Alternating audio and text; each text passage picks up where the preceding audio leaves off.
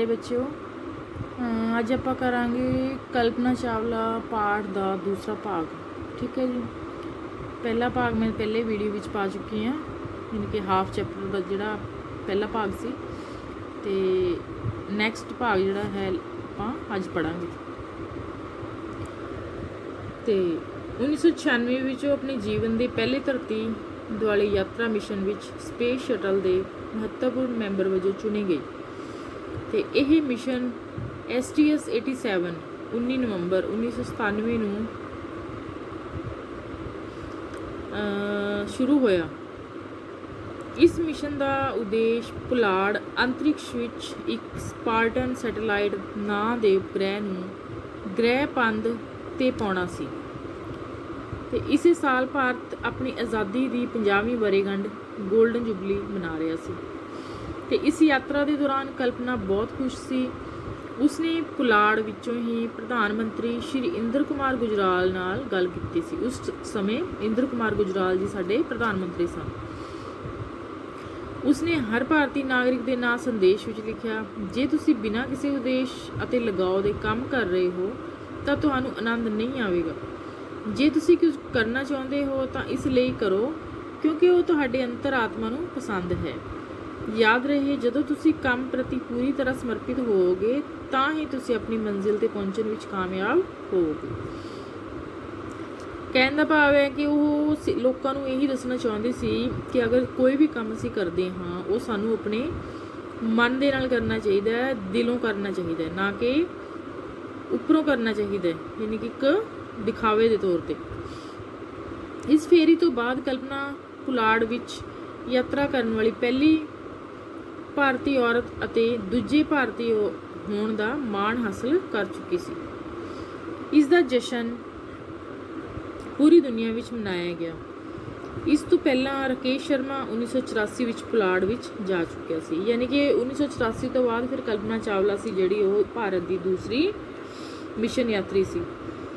इस मिशन तो बाद कल्पना नूं एक तकनीक माहर दा रुतबा मिल गया सी ते अपने काम विच मेहनत ते लगन सदका उसनूं एक वक्री पछाण मिल गई सी। यानी बहुत ही मेहनती सी वो ते अपने काम प्रति पूरी संजीदा सी। कल्पना ने इस मिशन दौरान अनुभव बारे दसदे हुए कहा कि जब मैं उत्ते पुलाड़ विच सां तां मैनूं महसूस होया कि मैं धरती के किसी खास हिस्से तो नहीं आई, बल्कि मैनूं लगदा सी कि मैं उस तारियां की दुनिया की रहन वाली हाँ।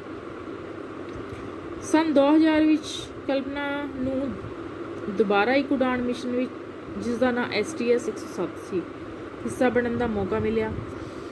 तो इस मिशन विच कल्पना नूं उपरोक्त इस मिशन का उद्देश्य उपरोक्त सूक्ष्म गुरुत्वा शक्ति प्रयोग नाल संबंधित बहुत महत्वपूर्ण जिम्मेवारी दी गई सी।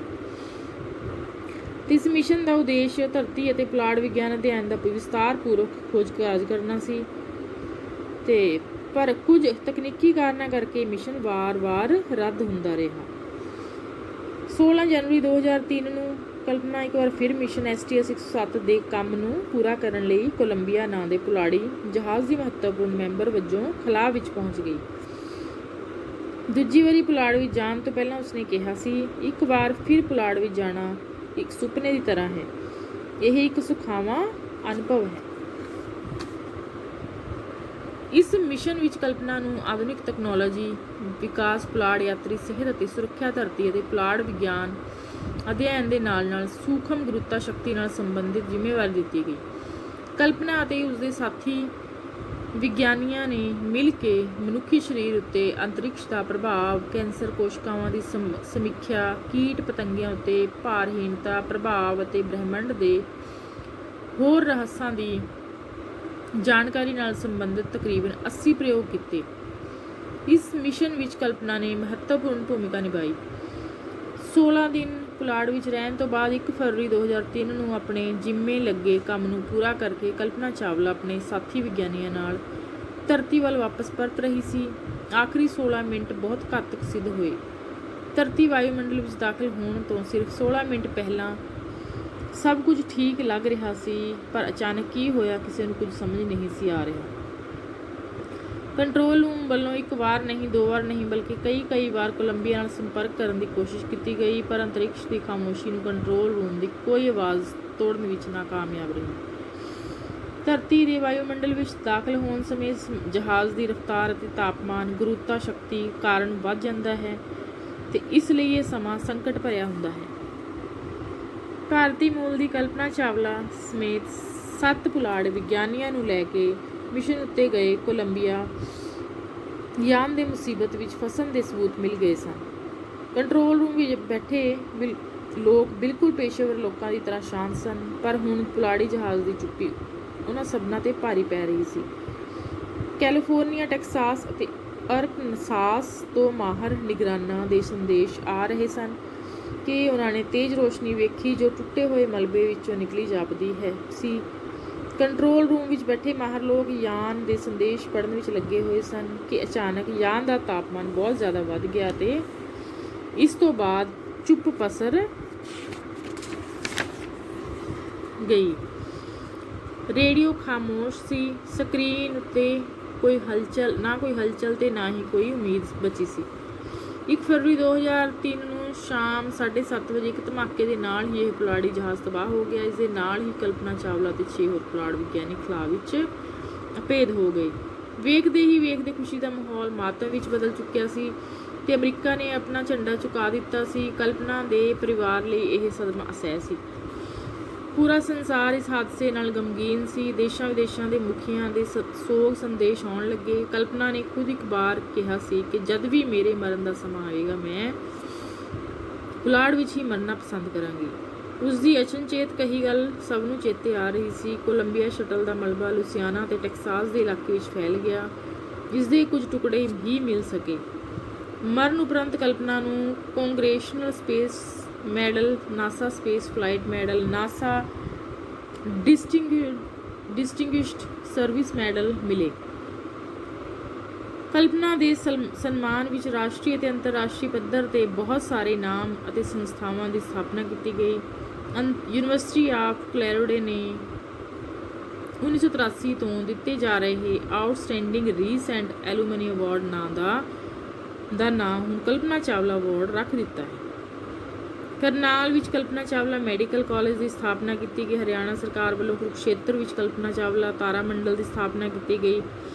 ਇਸ ਤਰ੍ਹਾਂ ਦੇਸ਼ਾਂ ਵਿਦੇਸ਼ਾਂ ਤੋਂ ਬਹੁਤ ਸਾਰੇ ਸਨਮਾਨ ਉਸਨੂੰ ਮਿਲੇ ਤੇ ਕਲਪਨਾ ਦੀ ਜਿਹੜੀ ਕਰਨਾਲ ਤੋਂ ਪੁਲਾੜ ਤੱਕ ਦੀ ਯਾਤਰਾ ਹਮੇਸ਼ਾ ਸਾਡੇ ਜ਼ਿਹਨ ਵਿੱਚ ਤਾਜ਼ਾ ਰਹੇਗੀ ਤੇ ਪੁਲਾੜ ਵਾਸੀ ਕਲਪਨਾ ਚਾਵਲਾ ਹੁਣ ਕਦੇ ਵਾਪਸ ਨਹੀਂ ਪਰਤੇਗੀ, ਪਰ ਭਾਰਤ ਅਦੁੱਤੀ ਅਤੇ ਹੋਣਹਾਰ ਬੇਟੀ ਉੱਤੇ ਸਦਾ ਫਖਰ ਕਰਦਾ ਰਹੇਗਾ।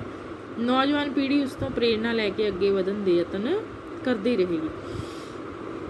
ਕਲਪਨਾ ਚਾਵਲਾ ਇੱਕ ਸਾਡੇ ਵਾਸਤੇ ਬਹੁਤ ਵੱਡੀ ਉਦਾਹਰਨ ਹੈ, ਖਾਸ ਕਰਕੇ ਕੁੜੀਆਂ ਵਾਸਤੇ, ਕਿ ਸਾਨੂੰ ਜ਼ਿੰਦਗੀ ਵਿੱਚ ਜੋ ਟੀਚਾ ਅਸੀਂ ਅਪਣਾਉਂਦੇ ਹਾਂ ਉਸ ਨੂੰ ਪੂਰਾ ਕਰਨ ਲਈ ਦਿਲੋਂ ਜਾਨ ਲਾ ਕੇ ਉਸ ਦੇ ਉੱਪਰ ਸਾਨੂੰ ਕੰਮ ਕਰਨਾ ਚਾਹੀਦਾ ਹੈ ਤੇ ਇੱਕ ਨਾ ਇੱਕ ਦਿਨ ਅਸੀਂ ਕੀ ਹੈ ਆਪਣੀ ਮੰਜ਼ਿਲ ਪਾ ਲੈਂਦੇ ਹਾਂ। ਇਸ ਤਰ੍ਹਾਂ ਕੀ ਹੈ, ਕਲਪਨਾ ਨੇ ਸਿੱਧ ਕਰਕੇ ਦੱਸ ਦਿੱਤਾ ਕਿ ਜੋ ਉਸਨੇ ਸੋਚਿਆ ਸੀ, ਉਸਦੇ ਮਾਤਾ ਪਿਤਾ ਦੇ ਕਹਿਣ ਦੇ ਬਾਵਜੂਦ ਫਿਰ ਵੀ ਉਸਨੇ ਆਪਣਾ ਜਿਹੜਾ ਸੀ ਉਸਦਾ ਟੀਚਾ ਉਹੀ ਚੁਣਿਆ ਤੇ ਉਸ ਵਿੱਚ ਉਹ ਸਫਲ ਵੀ ਹੋਈ ਤੇ ਆਪਣੇ ਦੇਸ਼ ਦਾ ਨਾਮ ਰੋਸ਼ਨ ਕੀਤਾ ਤੇ ਉਹ ਸਾਰੀ ਉਮਰ ਹੀ ਉਸਦਾ ਨਾਮ ਜਿਹੜਾ ਹੈ ਦੁਨੀਆ ਵਿੱਚ ਚਮਕਦਾ ਰਹੇਗਾ।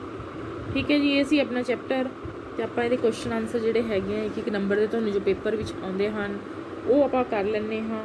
ਠੀਕ ਹੈ ਜੀ, ਜੇ ਵੈਰੀ ਸ਼ਾਰਟ ਕੁਐਸਚਨਸ ਨੇ।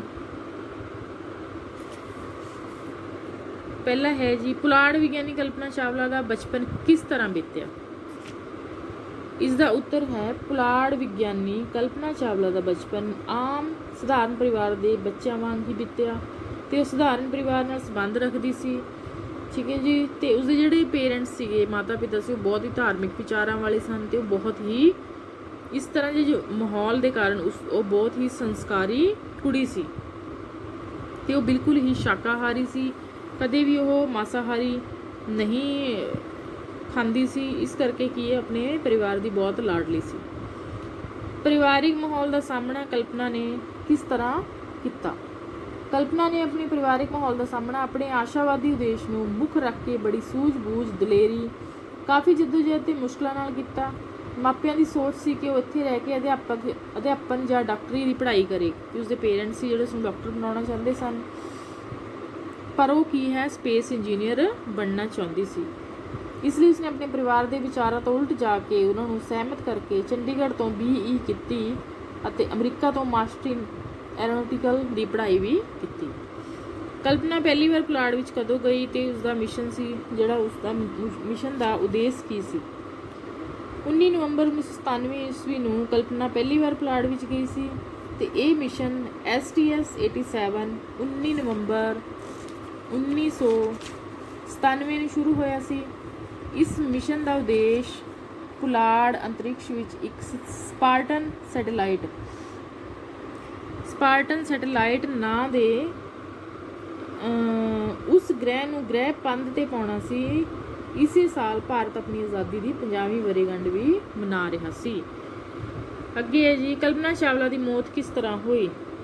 ਕਲਪਨਾ ਚਾਵਲਾ ਆਪਣੇ 6 ਹੋਰ ਵਿਗਿਆਨੀ ਸਾਥੀਆਂ ਸਮੇਤ 16 ਜਨਵਰੀ 2003 ਨੂੰ ਮਿਸ਼ਨ STS-107 ਦੇ ਕੰਮ ਨੂੰ ਪੂਰਾ ਕਰਨ ਲਈ ਕੋਲੰਬੀਆ ਯਾਨ ਨਾਂ ਦੇ ਪੁਲਾੜੀ ਜਹਾਜ਼ ਰਾਹੀਂ ਪੁਲਾੜ ਤੇ ਗਈ ਸੀ ਤੇ 16 ਦਿਨ ਪੁਲਾੜ ਤੇ ਖੋਜ ਅਧਿਐਨ ਤੋਂ ਬਾਅਦ ਜਦੋਂ ਪੁਲਾੜੀ ਜਹਾਜ਼ ਦੀ ਧਰਤੀ ਤੇ ਵਾਪਸ ਪਰਤ ਰਿਹਾ ਸੀ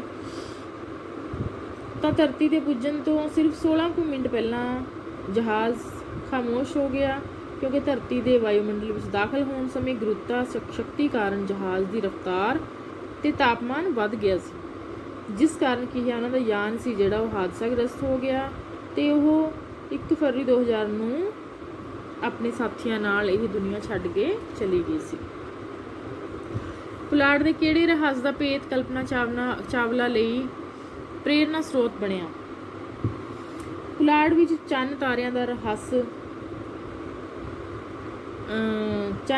ਰਹੱਸ ਦਾ ਭੇਤ ਕਲਪਨਾ ਚਾਵਲਾ ਲਈ ਪ੍ਰੇਰਨਾ ਸਰੋਤ ਬਣਿਆ। ਕਲਪਨਾ ਵਿੱਚ ਕਰਨਾਲ ਮਾਡਲ ਟਾਊਨ ਰਹਿੰਦਿਆਂ ਉਹ ਘਰ ਦੀ ਛੱਤ ਉੱਤੇ ਲੇਟੇ ਚੰਨ ਤਾਰਿਆਂ ਦੀਆਂ ਰਹੱਸਮਈ ਦੁਨੀਆ ਬਾਰੇ ਗੱਲਾਂ ਕਰਦੀ ਸੀ, ਸੋਚਦੀ ਰਹਿੰਦੀ ਸੀ ਤੇ ਪੁਲਾੜ ਦੀ ਪਹਿਲੀ ਯਾਤਰਾ ਦੇ ਅਨੁਭਵ ਬਾਰੇ ਦੱਸਦਿਆਂ ਉਸਨੇ ਕਿਹਾ ਕਿ ਜਦੋਂ ਪੁਲਾੜ ਵਿੱਚ ਸੀ ਤਾਂ ਉਸਨੂੰ ਇਉਂ ਮਹਿਸੂਸ ਹੋਇਆ ਸੀ ਕਿ ਜਿਵੇਂ ਉਹ ਧਰਤੀ ਨਹੀਂ ਬਲਕਿ ਚੰਨ ਤਾਰਿਆਂ ਦੇ ਉੱਪਰ ਹੀ ਰਹਿਣ ਵਾਲੀ ਦੁਨੀਆ ਦੀ ਹੈ। ਠੀਕ ਹੈ ਜੀ। ਤੇ ਅੱਗੇ ਕੀ ਹੈ ਜੀ ਕਲਪਨਾ ਚਾਵਲਾ ਦੇ ਜੀਵਨ ਤੋਂ ਸਾਨੂੰ ਕੀ ਪ੍ਰੇਰਨਾ ਲੈਣੀ ਚਾਹੀਦੀ ਹੈ? ਕਲਪਨਾ ਚਾਵਲਾ ਦੇ ਜੀਵਨ ਤੋਂ ਸਾਨੂੰ ਇਹੀ ਪ੍ਰੇਰਨਾ ਲੈਣੀ ਚਾਹੀਦੀ ਹੈ ਕਿ ਜੋ ਅਸੀਂ ਆਪਣੇ ਜੀਵਨ ਵਿੱਚ ਕਰਨਾ ਚਾਹੁੰਦੇ ਹਾਂ ਤੇ ਉਹ ਸਾਨੂੰ ਪੂਰੀ ਤਰ੍ਹਾਂ ਮਿਹਨਤ ਮੁਸ਼ੱਕਤ ਨਾਲ ਪਾਉਣ ਲਈ ਦਿਲੋਂ ਜਾਨ ਨਾਲ ਸਾਨੂੰ ਉਸ 'ਤੇ ਜ਼ੋਰ ਲਾ ਦੇਣਾ ਚਾਹੀਦਾ ਹੈ ਤੇ ਆਪਣਾ ਜਿਹੜਾ ਇੱਕ ਰਸਤਾ ਹੈ ਉਹ ਸਿੱਧਾ ਅਪਣਾਉਣਾ ਚਾਹੀਦਾ ਹੈ। ਠੀਕ ਹੈ ਜੀ। ਤੇ ਉਸਨੇ ਜਿਹੜੀਆਂ ਬਹੁਤ ਸਾਰੀਆਂ ਪੁਲਾਂਘਾਂ ਪੱਟੀਆਂ ਆਪਣੇ ਜੀਵਨ ਵਿੱਚ, ਬਹੁਤ ਸਾਰੇ ਕੰਮ ਕੀਤੇ। ਇਸ ਤਰ੍ਹਾਂ ਜਿਹੜਾ ਹੈ ਉਸਦਾ ਜੀਵਨ ਇੱਕ ਬਹੁਤ ਹੀ ਸਾਡੇ ਲਈ ਪ੍ਰੇਰਨਾਦਾਇਕ ਹੈ। ਸਾਨੂੰ ਉਸ ਤੋਂ ਪ੍ਰੇਰਨਾ ਲੈਣੀ ਚਾਹੀਦੀ ਹੈ ਤੇ ਬਹੁਤ ਹੀ ਮਿਹਨਤੀ ਸੀ ਜਿਹੜੀ ਉਹ ਸੀ, ਇੱਕ ਸ਼ਖਸੀਅਤ ਸੀ ਕਲਪਨਾ ਚਾਵਲਾ ਤੇ ਉਹ ਸਾਰੀ ਦੁਨੀਆ ਵਿੱਚ ਸਾਡਾ ਜਿਹੜਾ ਭਾਰਤ ਹੈ ਤੇ ਆਪਣੇ ਪਰਿਵਾਰ ਦਾ ਨਾਮ ਰੋਸ਼ਨ ਕਰਕੇ ਗਈ ਹੈ ਤੇ ਉਸਦਾ ਨਾਮ ਹੈ ਜਿਹੜਾ ਹਮੇਸ਼ਾ ਉਹ ਚੰਨ ਤਾਰਿਆਂ ਦੀ ਤਰ੍ਹਾਂ ਚਮਕਦਾ ਰਹੇਗਾ। ਠੀਕ ਹੈ ਜੀ। ਇਹ ਸੀ ਆਪਣੇ ਚੈਪਟਰ। ਆਸ ਕਰਦੀ ਹਾਂ ਕਿ ਤੁਹਾਨੂੰ ਇਹ ਚੈਪਟਰ ਜ਼ਰੂਰ ਸਮਝ ਆ ਗਿਆ ਹੋਵੇਗਾ। ਠੀਕ ਹੈ ਜੀ। ਪ੍ਰਸ਼ਨ ਉੱਤਰ ਦੇ ਸਮਝ ਆ ਗਏ ਹੋਣਗੇ ਤੇ ਇਸ ਨੂੰ ਧਿਆਨ ਨਾਲ ਸੁਣੋ ਅਤੇ ਆਪਣੇ ਦੋਸਤ ਮਿੱਤਰਾਂ ਨਾਲ ਵੀ ਇਸ ਨੂੰ ਸ਼ੇਅਰ ਕਰੋ। ਠੀਕ ਹੈ ਜੀ। Thank you. Have a nice